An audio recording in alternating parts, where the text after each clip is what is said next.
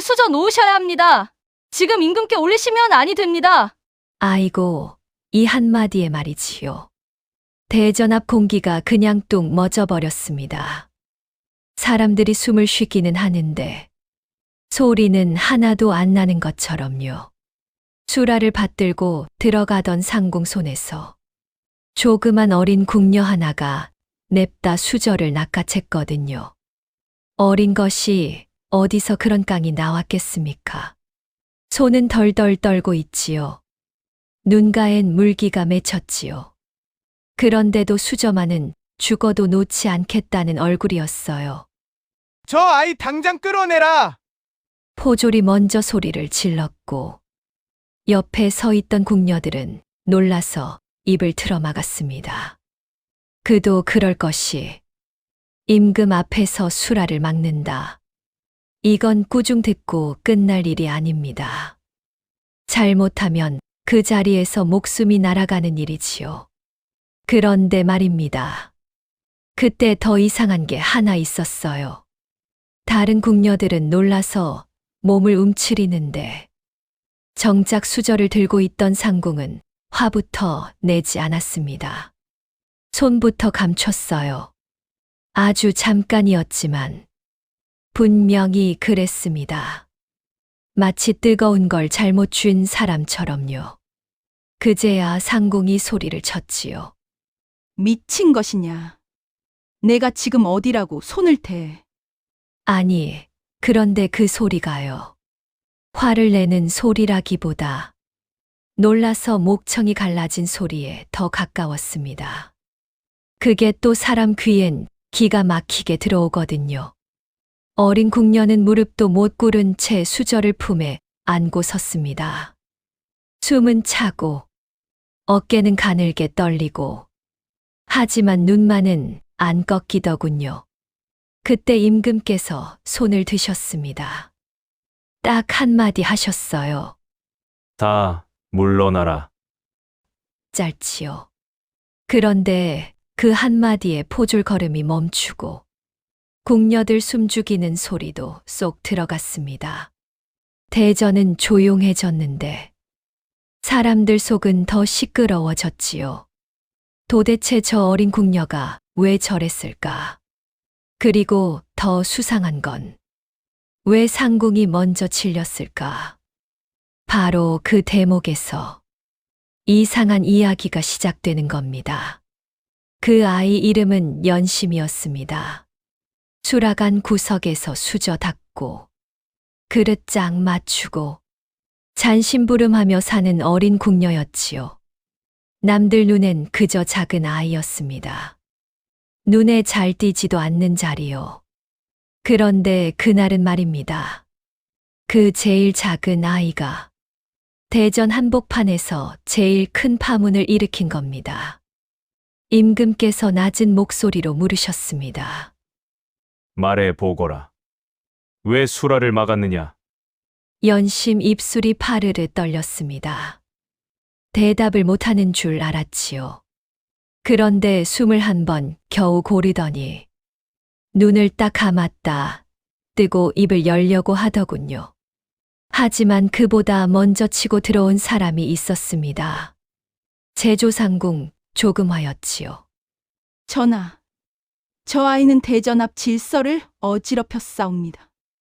어리다 하나 죄는 죄이옵니다. 더 두실 것 없이 곧바로 다스리심이 옳사옵니다. 듣자 하면 다 맞는 말 같습니다. 그런데 사람이라는 게요. 말보다 먼저 속내가 튀어나오는 순간이 있습니다. 손끝에서, 눈동자에서, 숨 멎는 틈에서요. 조금 하는 말은 또박또박 하는데 끝내 연심이 쥐고 있는 수저 쪽은 바로 보지 못했습니다. 보는 척 하다가도 자꾸 시선을 거두었지요. 임금께서 그걸 못 보셨겠습니까? 보고도 못 본 척 하신 거지요. 그게 더 무서운 법입니다. 내 입으로 말하라. 임금께서 다시 연심에게 물으셨습니다. 누가 시켜서 한 일이냐? 연심은 얼른 고개를 저었습니다. 아니옵니다. 아니옵니다, 전하. 그럼 내가 무엇을 보았느냐? 그때였습니다. 대전 한쪽 기둥 그림자에 서 있던 늙은 내관 하나가 아주 조용히 눈을 들었습니다. 남들은 다 연심만 보는데 그 늙은 내관은 조금화의 손끝을 보고 있더군요. 연심은 겁이 났습니다. 그저 혼나서 무서운 게 아니었어요. 자기 말을 꺼내는 순간 누군가 자기 입을 막으려 들 것 같다는 걸 이미 알아버린 겁니다. 조금화가 다시 몰아세웠습니다. 전하, 저 아이가 놀라 헛것을 본 것이옵니다. 대전 앞에 더 둘 이유가 없사옵니다. 자, 이쯤 되면 이상하지요.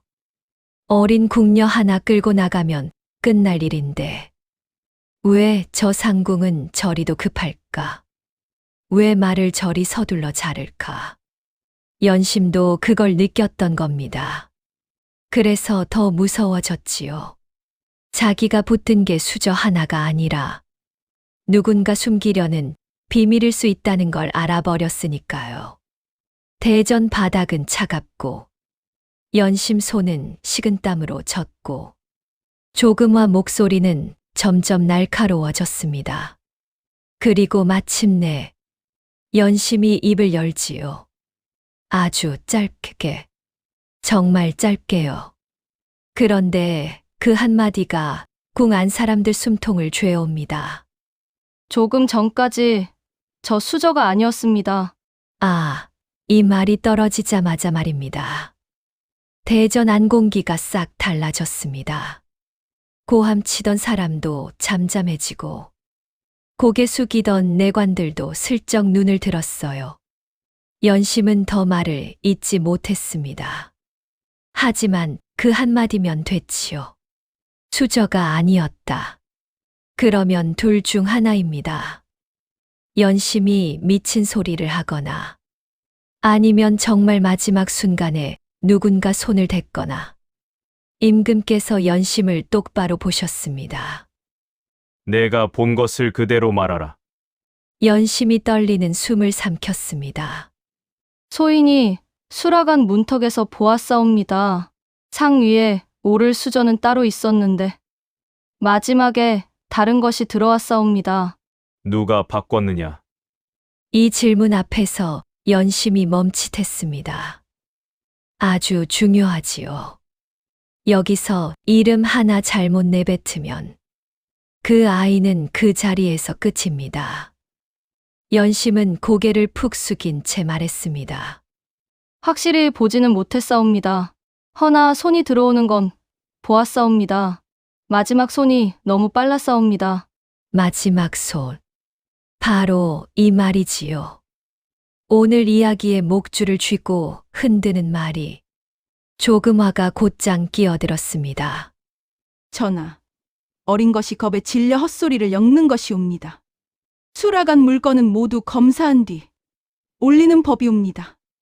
맞는 말입니다. 그래서 더 수상한 겁니다. 검사를 다 마친 물건인데 어째서 마지막 손이 필요했겠습니까? 임금은 한동안 아무 말씀도 하지 않으셨습니다. 그 침묵이 사람을 더 떨게 하지요. 이윽고 임금께서 말씀하셨습니다. 수라간 사람들은 모두 물러나 대기하라. 이 아이는 따로 두어라. 그 말이 떨어지자 조금화 얼굴이 아주 미세하게 굳었습니다. 아이를 바로 끌어내지 못하게 되었으니까요. 연심은 살았다고 안도할 겨를도 없었습니다. 오히려 그 반응을 보고 더 선명하게 느꼈지요. 아, 내가 정말 봐서는 안 될 것을 봤구나. 그날 대전에서 멈춘 건 수라만이 아니었습니다. 누군가의 계획도 함께 멈췄지요. 그래서 이제부터는 연심의 말보다 연심의 입을 막으려는 손이 더 바빠지게 됩니다. 그리고 바로 그날 밤, 수라간에서 사람 하나가 싸늘한 주검으로 발견되지요. 그런데 말입니다. 사람이 큰 비밀을 본 날은요.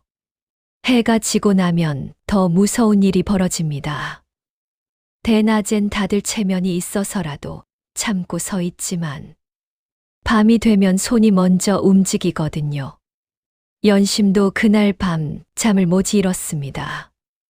아니, 잠을 잘 수가 없었지요.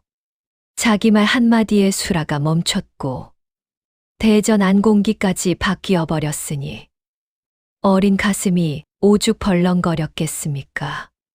작은 방 한켠에 웅크리고 앉아 있는데 문밖 발소리만 나도 흠칫 놀라고 등잔 불꽃만 흔들려도 누가 들어오는 줄 알고 숨을 죽였습니다. 바로 그때였지요. 수라간 바깥쪽에서 갑자기 비명 같은 소리가 터졌습니다. 사람이 죽었습니다.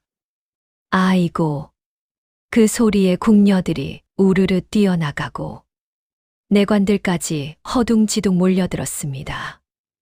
연심도 덩달아 몸을 일으켰지만 방문을 나서기도 전에 포졸 둘이 길을 막아섰지요. 너는 움직이지 마라! 그 한마디가 얼마나 서늘하던지요. 연심은 그제야 알았습니다. 아, 이게 그냥 소란이 아니구나. 누군가 벌써 판을 더 키우는구나. 죽은 건 낮에 수라 준비를 거들던 하급 나인이었습니다. 말도 많지 않고 그저 시키는 일만 묵묵히 하던 아이였지요. 하필이면 그 아이가 수저와 찬압이 오가던 뒷방 근처에서 싸늘하게 식어 있었던 겁니다. 이쯤 되면 다들 무서워서라도 범인을 빨리 만들고 싶어집니다. 진실보다 더 빨리요. 그리고 참 무섭게도 말입니다. 범인은 너무 쉽게 정해지는 것처럼 보였어요. 새벽도 밝기 전에 포졸들이 연심방을 뒤졌는데 방 구석 보퉁이 속에서 약재 주머니 하나가 나왔거든요. 그것도 그냥 약재가 아니었습니다. 수라에 들어가면 탈이 날 수 있는 독한 성질의 가루였지요. 연심은 그걸 보고 넋이 나갔습니다. 소인 것은 아니옵니다. 처음 보는 것이옵니다. 그러나 누가 그 말을 바로 믿어주겠습니까?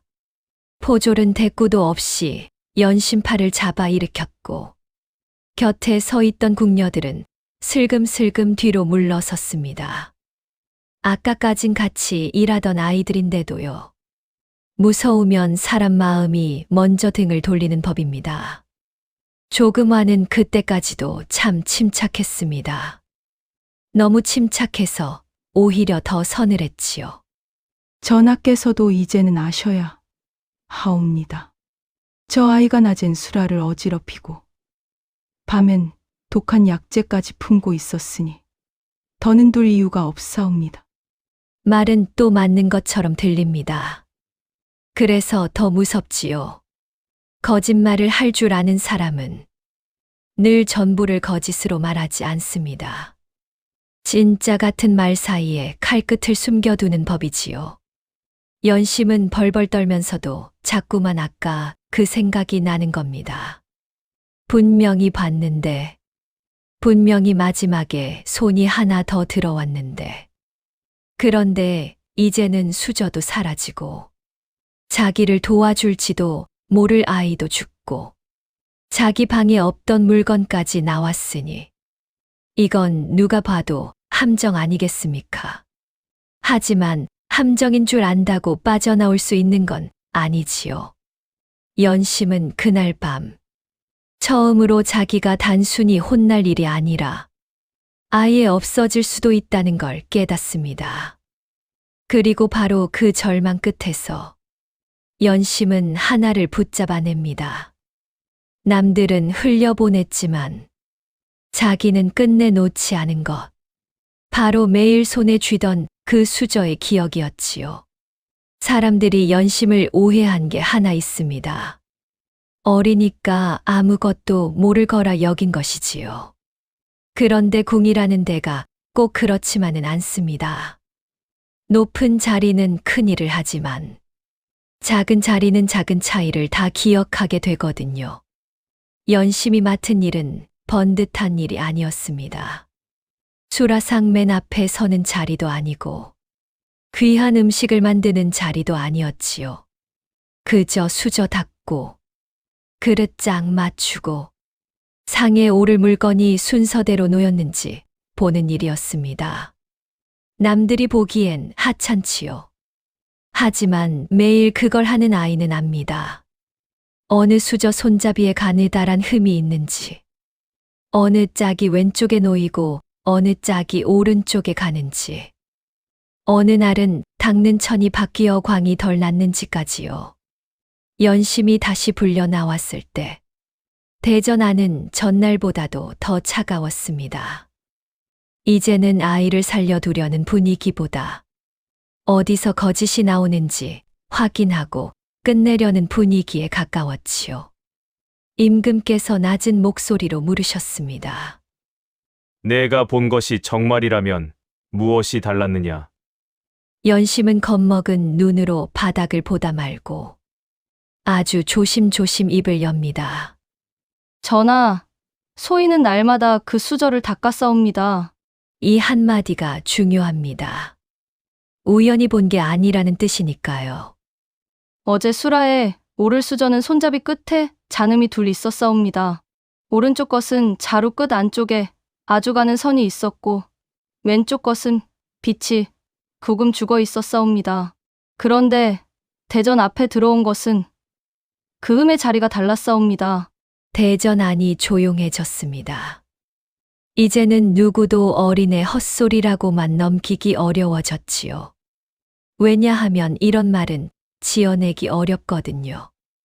아는 아이만 할 수 있는 말입니다. 조금화가 곧장 비웃었습니다. 고작 수저 흠집 하나 가지고 궁을 뒤흔들 셈이냐. 어린 것이 겁에 질려 아무 말이나 엮어내는 게다. 하지만 말입니다. 그 비웃음이 오히려 연심을 살렸어요. 왜냐하면 연심은 바로 거기서 더 분명한 말을 꺼내게 되었거든요. 소인은 흠집만 본 것이 아니옵니다. 아이고, 이 대목에서 사람들 숨이 한 번 더 멎습니다. 수라간 문턱에서 마지막으로 상을 고쳐 잡을 때 수저 놓이는 소리도 달랐사옵니다. 원래 것은 나무 받침에 닿는 소리가 얕았는데 들어온 것은 조금 더 무겁게 닿았사옵니다.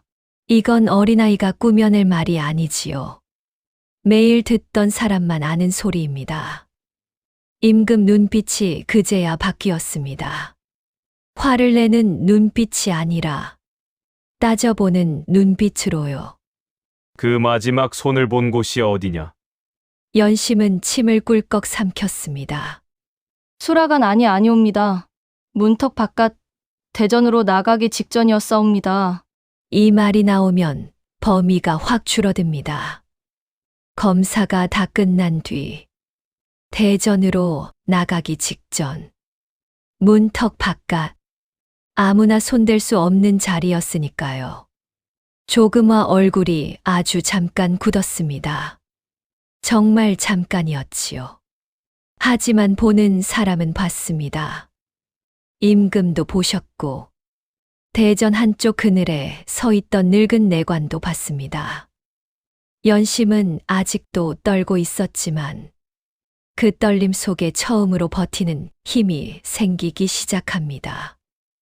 억울한 아이에서 무언가를 알고 있는 아이로 바뀌는 순간이었지요.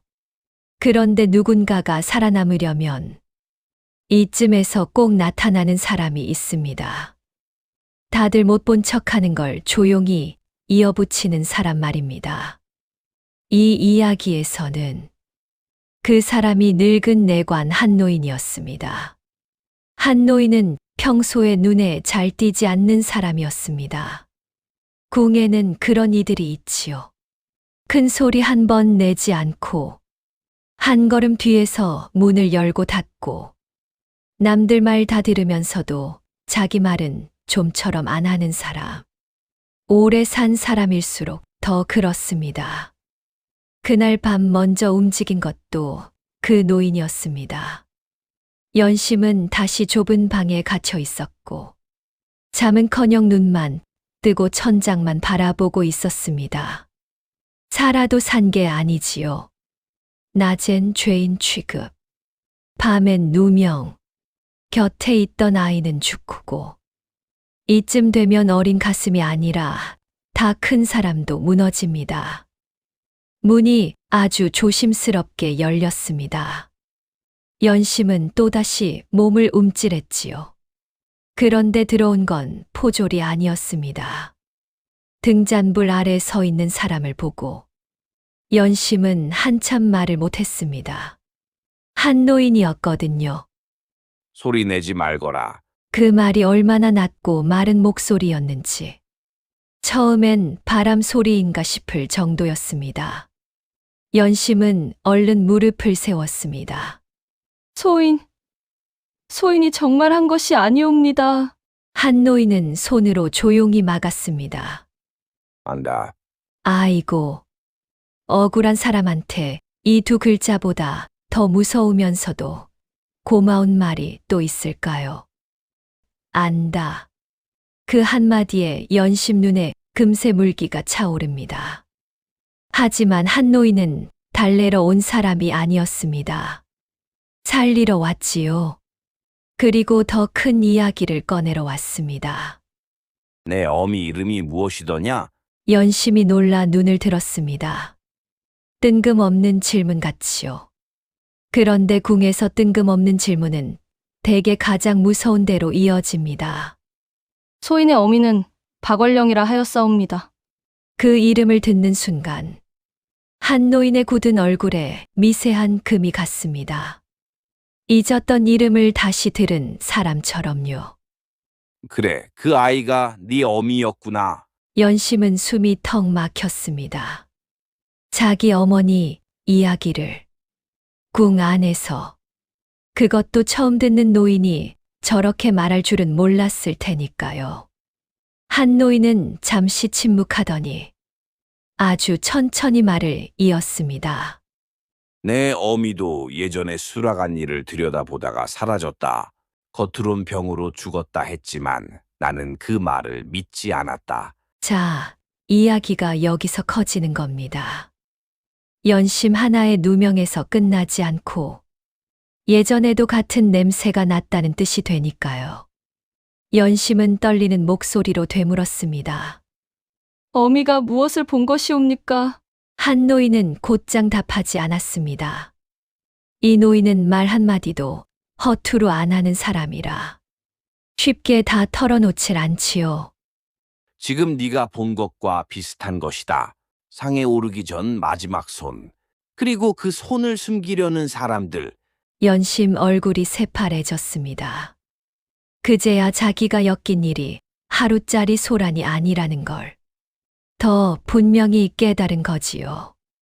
그럼 어미도 그 일 때문에 말을 다 잊지도 못했는데 한 노인이 고개를 천천히 끄덕였습니다. 살고 싶으면 입을 다물 수 있다. 하지만 내 어미 억울함까지 밝히려면 이제는 네가 본 걸 끝까지 붙들어야 한다. 이 말이 연심 가슴에 꽂혔습니다. 무서웠지요. 당장이라도 도망치고 싶었을 겁니다. 하지만 또 한편으로는 처음으로 자기 두려움 너머 일이 보이기 시작한 것이기도 했습니다. 한 노인은 품에서 접은 종이 조각 하나를 꺼냈습니다. 반쯤 닳고 반쯤 젖어 글씨도 희미했지만 수라 물목과 날짜가 적혀 있는 오래된 메모였습니다. 이건 네 어미가 남긴 것이다. 지금 당장 다 믿지는 말거라. 다만 같은 날이 두 번 오진 않는다. 한 노인은 더 머물지 않았습니다. 들어올 때처럼 조용히 문을 닫고 나가버렸지요. 연심은 그 종이 조각을 두 손에 쥔 채 오래도록 꼼짝하지 못했습니다. 무서워서가 아니었습니다. 이제는 자기 한 몸 살자고 울고 있을 수만은 없다는 걸 비로소 알아버렸기 때문이지요. 바로 그때였습니다. 연심 앞에 갈림길이 놓인 것이 입 다물고 살 길을 찾을 것인가? 아니면 어미가 놓치고 간 진실까지 붙들 것인가. 바로 그때였습니다. 인생이 갈리는 순간이 온 것이지요. 연심은 그 좁은 방 안에서 한 노인이 두고 간 종이 쪼가리를 손에 쥔 채 밤새 꼼짝을 못했습니다. 등잔불은 점점 짧아지고 바깥에서는 발소리만 지나가도 심장이 쿵 내려앉았지요. 살고 싶으면 입을 다물면 됩니다. 자기가 본 것도 못 본 척하고 자기 방에서 약재가 나왔다는 누명도 그냥 울면서 뒤집었으면 어쩌면 목숨 하나쯤은 붙일 수도 있겠지요. 그런데 사람 마음이 또 그렇지가 않습니다. 자기 억울함만 걸려 있으면 도망치고 싶다가도 죽은 어미 얼굴이 떠오르면 발이 안 떨어지는 법이거든요. 연심도 그랬습니다. 어미도 저 손 때문에 죽은 것일까? 이 생각이 드는 순간부터는 무서움이 그대로인데도 물러설 수가 없어집니다. 무섭지 않아서 버티는 게 아니지요. 너무 무서운데도 이제 물러나면 평생 그날 밤을 못 잊을 것 같아서 버티는 겁니다. 새벽녘이 되자 연심은 조심스레 종이 쪼가리를 펴보았습니다. 물목 이름 몇 줄, 날짜 몇 자, 그리고 아주 작게 적힌 표시 하나. 수라간 안쪽이 아니라 대전으로 나가기 직전 바깥 문턱 쪽에 동그라미가 쳐져 있었지요. 연심은 숨을 삼켰습니다. 어미가 남긴 것도 결국 같은 자리였습니다. 수라가 완성된 뒤 마지막으로 손이 들어가는 그 자리. 아침이 밝자 포졸이 다시 문을 열었습니다. 연심은 전날과 달랐습니다. 여전히 얼굴은 하얗고 손도 차갑게 식어 있었지만 눈빛만은 달라져 있었지요. 임금 앞에 다시 불려 나갔을 때 조금와는 벌써 끝을 보려는 얼굴이었습니다. 이제 저 아이도 입 다물겠지. 딱 그런 얼굴이었지요. 그런데 연심이 먼저 입을 엽니다. 전하, 소인은 더 살피고 싶은 것이 있사옵니다. 조금화 눈썹이 그 말에 탁 움직였습니다. 당황한 사람은 작은 데서 티가 나는 법이지요. 아직도 헛소리를 이어갈 셈이냐. 조금화가 곧장 잘라 말했지만 연심은 이번엔 고개를 숙인 채 물러서지 않았습니다. 수저 하나만 본 것이 아니옵니다. 상이 움직인 길도 보았사옵니다. 마지막으로 손이 들어간 자리가 있사옵니다. 임금께서 그 말을 듣고 한참 연심을 보셨습니다. 길게는 아니었습니다. 하지만 그 짧은 침묵이 연심에게는 마지막 기회처럼 느껴졌지요. 이윽고 임금께서 말씀하셨습니다. 좋다. 내가 본 것을 끝까지 말해보거라. 그 한마디면 충분했습니다. 연심이 살 길이 열렸다는 뜻은 아니었어요. 다만 이제는 자기 입으로 자기 운명을 붙들어 볼 자리까지는 올라온 것이지요. 그때부터였습니다. 연심이 겁먹은 아이가 아니라 진실을 좇는 아이로 바뀐 것이. 그런데 말입니다. 사람들은 독이라 하면 을의 그릇 안을 먼저 떠올립니다. 무슨 탕에 무엇이 들어갔나, 무슨 약재가 섞였나, 다들 그 생각부터 하지요. 하지만 이번 일은 그릇 속보다 손의 순서가 먼저였습니다. 연심은 그걸 붙든 겁니다. 전하, 수라는 안에서 이미 맞추어졌사옵니다. 찬압도, 그릇도, 수저도 다 자리가 있었사옵니다. 바뀐 건 아니라 바뀌옵니다. 연심이 떨리는 손으로 바닥을 짚으며 수라가 놓였던 순서를 하나씩 짚기 시작합니다. 여기서 상을 받들고, 여기서 한번 고쳐 잡고, 문턱을 넘기 전에 다시 들었사옵니다. 그때 수저 소리가 한 번 더 났사옵니다.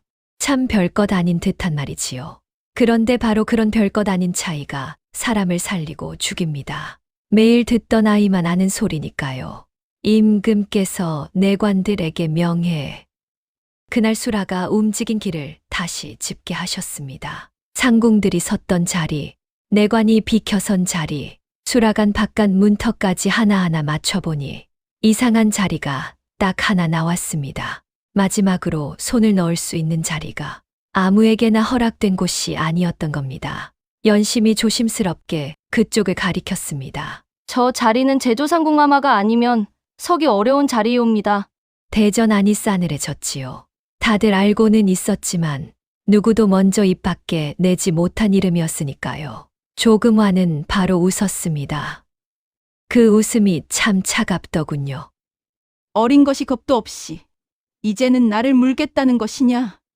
하지만 웃는 입과 달리 조금화 손은 소매 안에서 꼭 쥐어져 있었습니다. 임금께서 그 손까지 놓치실 분이 아니지요. 그때 한 노인이 앞으로 한 걸음 나섭니다. 이 노인은 참 늦게 움직입니다. 그런데 한 번 움직일 때는 그냥 움직이지 않아요. 전하, 예전 수라 장부 가운데도 같은 자리가 적힌 것이 있사옵니다. 한 노인이 내민 것은 낡은 장부 한 장이었습니다. 연심 어머니가 남긴 표시와 같은 문턱 자리, 같은 동선, 같은 방식의 고쳐 잡기. 이쯤 되면 우연이라 하기 어렵지요. 하루의 실수가 아니라 오래 이어진 수법이라는 뜻이니까요. 연심은 그제야 더 확신하게 됩니다. 자기가 본 건 한 번의 바꿔치기가 아니라 오래 묻혀있던 손버릇이었다는 걸요. 임금께서 조금화를 바라보며 물으셨습니다. 설명해 보아라. 조금화는 바로 무너지지 않았습니다. 이런 사람은 끝까지 버팁니다. 수라의 길을 아는 자가 많지 않사옵니다. 노인과 아이의 억측이 맞물린 것뿐이옵니다. 말은 그럴듯했지요.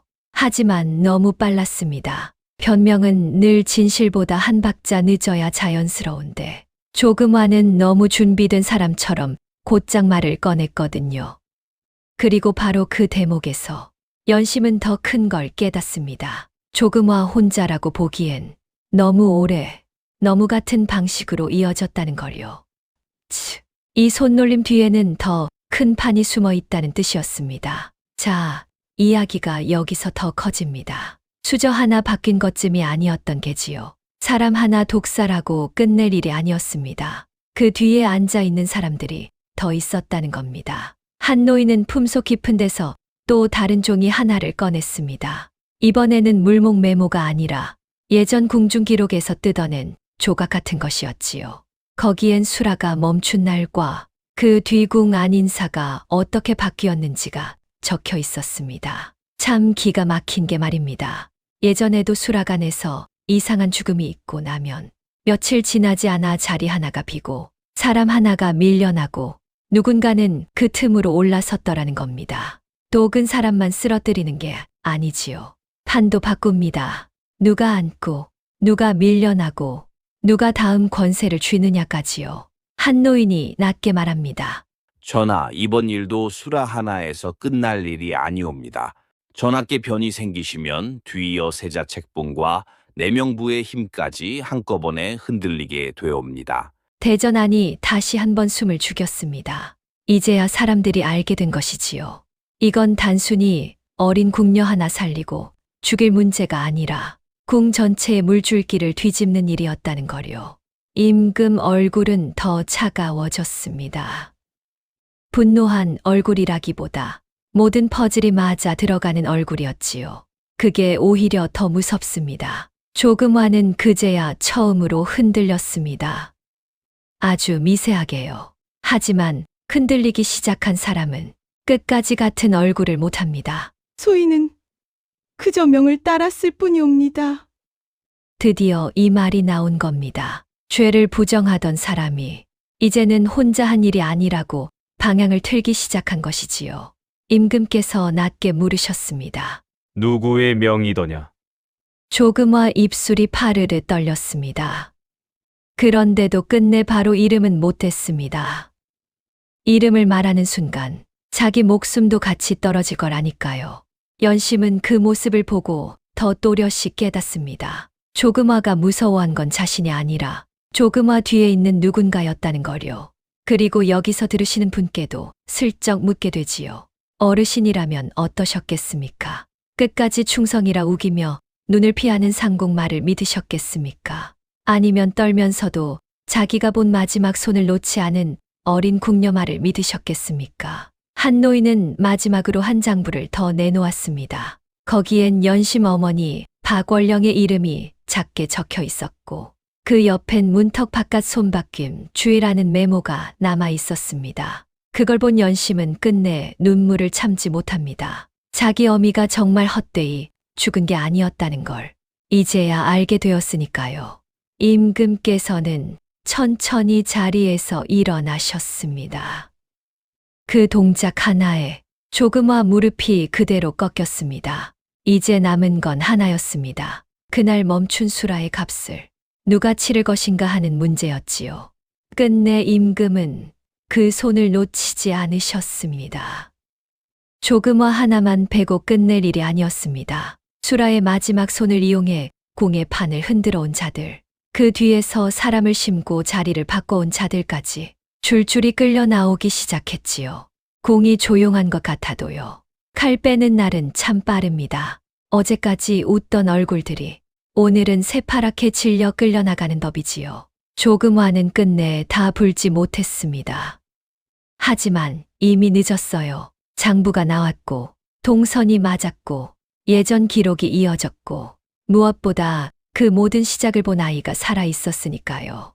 연심은 다시 임금 앞에 섰습니다. 처음처럼 떨고는 있었지만 이제 그 떨림은 겁만은 아니었습니다. 긴 밤을 건너온 사람의 떨림이었지요.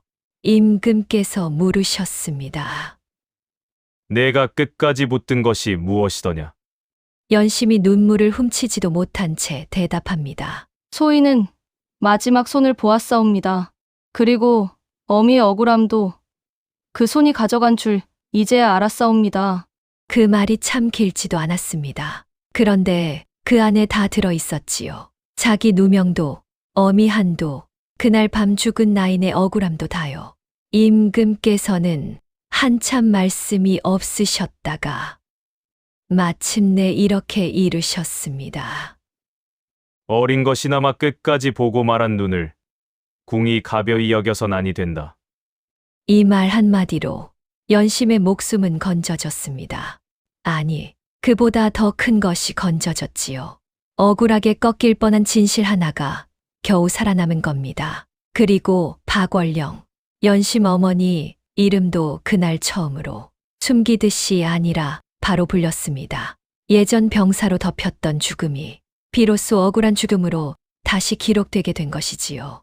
연심은 그 말을 듣고 그제야 주저앉아 울었습니다. 이제 살았다는 안도 때문만은 아니었습니다. 죽은 어미가 헛되이 사라진 게 아니라는 걸 처음으로 세상 앞에서 확인받았기 때문이지요. 한 노인은 그 모습을 멀찍이서 가만히 보다가 아주 작게 고개를 숙였습니다. 오래 묵은 빛 하나를 겨우 내려놓는 사람처럼 말입니다. 그 뒤로 연심은 예전처럼 그저 수저만 닦는 아이로 남지 않았습니다. 임금께서는 아이를 수라의 마지막 곁에 두게 하셨지요. 누가 무엇을 들고 오고 누가 어디서 손을 고쳐 넣는지 다시는 아무도 함부로 숨기지 못하게 말입니다. 궁은 다시 조용해졌습니다. 수라상도 다시 오르고 문턱도 다시 닦였고 등잔불도 예전처럼 흔들렸지요. 그런데 한 번 멈춘 수라는 예전과 같을 수가 없습니다. 누군가는 끝내 보았고 끝내 말했고 끝내 살아남았으니까요. 그래서 이 이야기는 어린 궁녀 하나가 수저를 낚아챈 날의 소란으로 시작했지만 실은 그것보다 훨씬 깊은 이야기입니다. 궁 안에서 제일 무서운 건 독 그 자체가 아니라 마지막에 슬그머니 들어오는 손이라는 것.